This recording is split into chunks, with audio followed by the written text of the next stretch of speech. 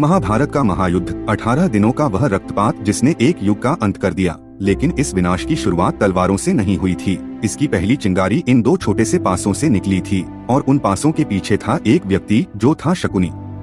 यह कहानी किसी साधारण खलनायक की नहीं बल्कि उस मनुष्य की है जिसे परिस्थितियों ने प्रतिशोध का दैत्य बना दिया।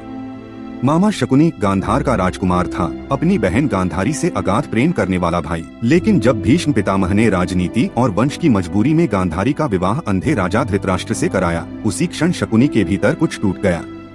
उसका क्रोध तब प्रतिशोध में बदला जब कौरवों द्वारा गांधार के राज परिवार को कैद करके भूखा मरने दिया गया। कहते हैं उसने अपने पिता और भाइयों को अपनी आंखों के सामने तड़प तड़प कर मरते देखा। मरते मरते पिता ने उससे कहा कि मेरी हड्डियों से पासे बनाना, मेरी आत्मा उनमें रहेगी और वे सदा तुम्हारी बात मानेंगे। और यहीं से जन्म हुआ उस षड्यंत्र का जिसने इतिहास को हमेशा के लिए बदल दिया। शकुनी हस्तिनापुर पहुंचा और दुर्योधन के मन में ईर्ष्या का जहर घोलने लगा। वह मामा नहीं रहा, वह विनाश का गुरु बन गया। इंद्रप्रस्थ के मायावी महल में दुर्योधन का जब अपमान हुआ, द्रौपदी की हंसी गूंजी और शकुनी समझ गया कि यही वह क्षण है। उसने अंधे राजा धृतराष्ट्र को द्यूत क्रीड़ा के लिए मना लिया, यह कहकर कि यह केवल एक खेल है, जबकि वास्तव में यह एक सुनियोजित जाल था। सभा में पासे फेंके गए जादुई पासे और धर्मराज युधिष्ठिर एक एक कर सब कुछ हारते चले गए, राज्य, धन, भाई और अंततः द्रौपदी। जब द्रौपदी का चीरहरण हुआ तब शकुनी मौन बैठा यह दृश्य देखता रहा। उसका प्रतिशोध पूरा हो रहा था, चाहे इसकी कीमत एक स्त्री का सम्मान ही क्यों न हो। कुरुक्षेत्र का युद्ध उसी क्षण तय हो चुका था। जहां शकुनी ने तलवार नहीं उठाई, फिर भी सबसे बड़ा युद्ध उसी ने रचा।